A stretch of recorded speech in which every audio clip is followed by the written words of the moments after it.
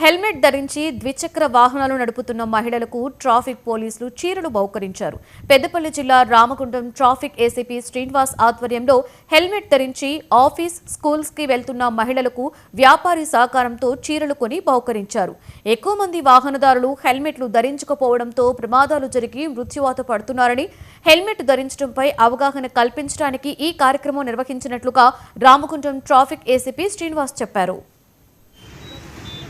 ముఖ్యంగా రోజు రోజుకు రోడ్డు ప్రమాదాల సంఖ్య ఎక్కువ అవుతుంది. ముఖ్యంగా యువకులు, తల్లిదండ్రులు ఈ విషయాన్ని చాలా సీరియస్గా తీసుకొని ప్రమాదం జరగకుండా ముందు జాగ్రత్త చర్యలు తీసుకోవాలని కోరుతున్నాము.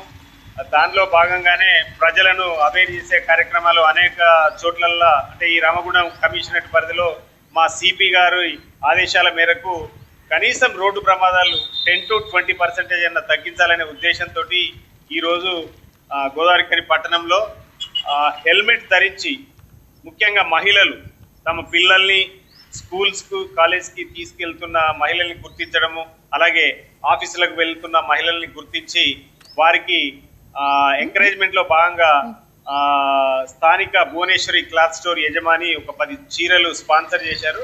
ఆ చీరల్ని హెల్మెట్ పెట్టుకొని వస్తున్న బాధ్యతాయుతమైన మహిళలుగా గుర్తించి వారికి బహుకరించడం జరిగింది.